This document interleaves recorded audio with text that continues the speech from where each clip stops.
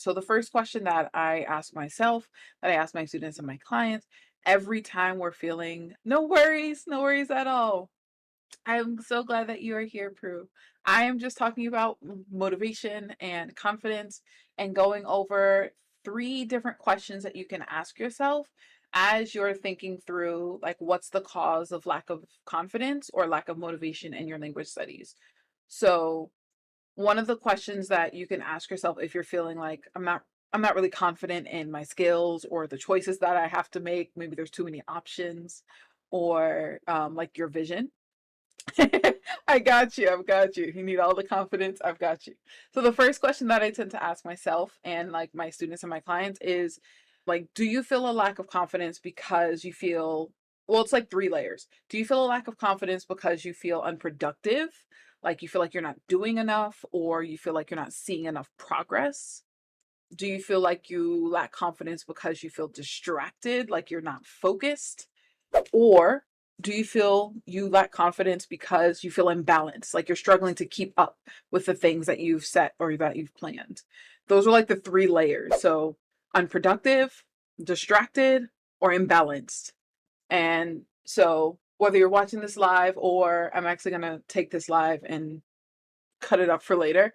So what do you feel is impacting your confidence the most? Do you feel unproductive?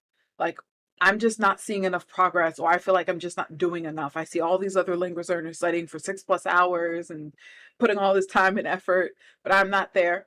Okay, that's definitely I've definitely been in that place as well. Then there's a second one. Do you feel distracted? Maybe when you do sit down to study, you're like, oh, shiny object. Ooh, video. Ooh, TikTok. Ooh, YouTube. All these other things that are distracting you, or it's just hard to sit down and actually maintain focus. It's like your mind is all over the place and you can't really, it's like not interesting, maybe boring, whatever it might be. And then the last one, like I said, is imbalance. Maybe it's you're trying to study and have a life. You're trying to study and or study multiple languages. I have a lot of people doing that as well. But you said one, Proof, so we're going to tackle that unproductive part. So, if you are someone who feels like your lack of confidence is because you feel unproductive, you're not making enough progress, these are the things that I tend to do next. This is like the second layer. So then I ask, what is the thing you feel you need most right now? Do you feel like you need more skill and practice? Do you feel like you need more feedback and support? Or do you feel like you need more information and or resources? Because the advice on those three things is slightly different. So for example, if you feel like you really lack skill and practice, you feel like you don't your skills aren't up to where you need them to be, or you don't have people to practice with, you don't have enough practice in your language studies right now, then my recommendation that I always give is choose your next action. Choose the simplest thing that you can do. We often make it super complicated. We're like, okay, I'm gonna get this textbook and I'm going to study the entire chapter today, and then I'm going to do another chapter tomorrow and another chapter tomorrow. But instead, what if you took that one chapter and said, I'm going to do that whole chapter for the week? And I'm going to do pages 2 and 3 now, and then 4 and 5 the next day, and then 6 and 7 the day after that. Like, what if you made it easier for yourself and simpler to accomplish? What if you set yourself up to be like, I can do this even on a busy day, versus setting yourself up for like frustration and overwhelm? Because I know I've done that a lot. I have some textbooks that I remember when I first started, like this Korean one I have right here. I bought this a few years ago, and one of the reasons why I struggled to get through it. So this is a book that teaches Korean in Japanese, and it's called Dekiru Kangokugo, which is like you can do Korean. And I remember when I first got it, I felt like I had to get through the whole textbook in a couple weeks or like a month or two, because I was like, then I have to move on to the next thing and the next resource and the next thing. But I never did it because I was so overwhelmed by how much this chapter needed me to do. There's the reading, and then there's like 7 or 8 different exercises to do each time. And I was making it harder on myself to do the thing when I could have just said, do one chapter for the whole week instead of the whole chapter in one day. So if you, Prue, if you're still here, and anyone else that's watching, what do you feel that you need more skill and practice? And if you had more skill and practice, then your confidence would be higher or stronger. So you tend to overwhelm yourself, force yourself to work, and then and then also need to study for repetition. Okay.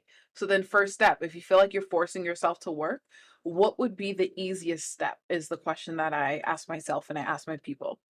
Um, if you are someone who's watching and you feel like, no, I don't necessarily need more skill and practice. I need more feedback. I need more support. Like I need accountability. I need a community. I need a like study buddy or a language exchange partner. So probably more feedback. Then you got to find that community. And luckily, I'm here because I can tell you that there are so many places that I can recommend. One of my favorite places is actually Gladly Global. So they have a YouTube channel, they're on Instagram, and their community is on Discord.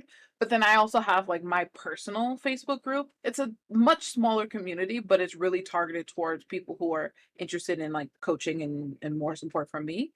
But that's also a place that if you're looking for community, you can hop into my free Facebook group and then just say like, "Hey, Bronte, this is what I'm looking for. Can you help me find it?" I literally a couple weeks back, someone was like, "I can't find resources to learn Norwegian," I think it was.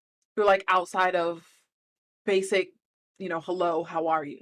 I did a quick dive into YouTube and, just Google search, found resources, and they found exactly what they needed. That's what I love to do. And that's how I want to support everyone. So if nothing else, free Facebook group. Do the one chapter for the week if I'm being honest. So yeah, do the one chapter for the week group and see how that feels. And if you need to pull back even more as you're building the habit, do that. One of the I guess core things that I always say to my people to like when I'm working with my students or my clients is to start small. You don't have to jump in and do 11 things from day one. You can start with 10 minutes a day for like a month or two and then build up from there. Thank you for the roses and all the gifts. Thank you so much. Because building a habit takes time.